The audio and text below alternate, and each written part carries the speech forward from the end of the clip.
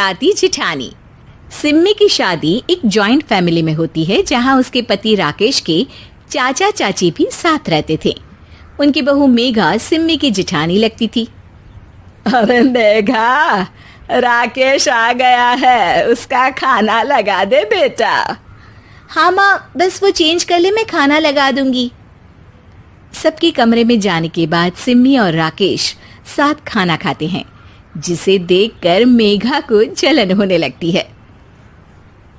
अरे सिम्मी, हमारे घर में पति के साथ खाना खाने का रिवाज नहीं है, तुम्हें राकेश ने बताया नहीं क्या? सिम्मी मुस्कुराकर वहां से चली जाती है कि मेघा सिम्मी की सास के पास जाती है। अरे चाची जी, राकेश भैया तो सीधे हैं, कछु नहीं बोलते, कछु नहीं समझते, लेकिन आप तो सयानी है ना। अब देखिए, साथ बैठकर खाती है भैया के, कुछ झूठा मीठा उसका भैया के पेट में चला जाए तो सिम्मी को तो पाप लगेगा ना, पाप। सिम्मी मेघा की बात सुन लेती है, लेकिन कुछ नहीं बोलती। अगले दिन, सिम्मी, मैं मुंबई जा रहा हूँ, तुमको चलना है तो साथ चलो। मेघा राकेश की बात सुनती है और सीधे सिम्मी की सास के पास जाती है। अरे चाची, अरे चाची। अरे मेघा, क्या हो गया? बहुत परेशान लग रही है, सब ठीक तो है ना? अरे नहीं ना चाची, कैसा ठीक है? राकेश भैया मुंबई जा रहे हैं, आप तो जानती हैं कितने सीधे हैं, इतनी दूर जा रहे हैं, कहीं कुछ हो न जाए। अरे नहीं नहीं, मैं नहीं जाने दूंगी उसे। अरे सिम्मी, पता चला है कि राकेश मुंबई जा रहा है। ना बेटा ना, वो नहीं जा सकता। अरे माँ, उन्हें ऑफिस के काम से जाना था, लेकिन आपको तो पता है ना, उन्हीं दिनों मेरे मायके में शादी है, तो वो अपनी जगह किसी और को भेज रहे हैं। अच्छा अच्छा, तो फिर ठीक है। सिम्मी समझ जाती है कि मेघा ने सास के कान भरे हैं। वो सास से कहती है, माँ जी, लेकिन हम दोनों कुछ दिनों के लिए मसूरी जा रहे हैं। आप तो जानती हैं कि शादी के बाद हम कहीं नहीं गए। अच्छा अच्छा, ठीक है, जाओ घुमाओ। सास वहां से चली जाती है। सिम्मी अपने कमरे में कपड़े पैक कर रही होती है कि तभी मेघा आ जाती है। अरे गर्मी में सर्दी के कपड़े काहे पैक कर रही हो?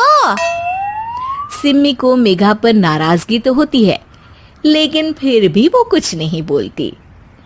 दरअसल मैं और राकेश हनीमून के लिए मसूरी जा रहे हैं ना। का हनीमून? हाँ हाँ, हनीमून। क्यों? हनीमून के लिए तो पति पत्नी ही जाते हैं ना, तो मैं और राकेश जा रहे हैं। मेघा भागकर सिम्मी की सास के पास जाती है। अरे चाची, सच में तुम लोगों जितना सीधा परिवार तो मैंने देखा ही नहीं है। अरे अकेले भेजोगे दोनों को?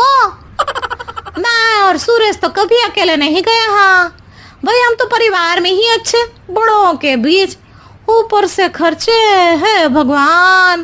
अरे चाची, पहाड़ी इलाका है, कुछ हो गया तो? सास सीधे सिम्मी को बुलाती है, लेकिन सिम्मी तो वहीं सास के कमरे के बाहर ही खड़ी थी। बस मेघा दीदी, आपसे यही उम्मीद थी। अरे बड़ी हूँ, घर के कायदे कानून तो मैं ही बताऊंगी ना। अरे तो अपने घर में रखिए ना सारे कायदे कानून। आपकी सास खुद खाना बनाती है, क्योंकि आप यहाँ आकर मेरी सास के कान भरती हैं। आपका पति हमेशा खुद खाना लेकर खाते हैं, क्योंकि आप मेरे घर में ये देखने के लिए बैठी रहती हैं कि मैंने और राकेश ने साथ खाना खाया तो खाया कैसे। मेघा दीदी, आप अपने घर और घर वालों का ख्याल रखिए, मेरे घर में ज्यादा घुसने की जरूरत नहीं है। और हाँ, मैं अपने सास और पति को संभाल लूंगी।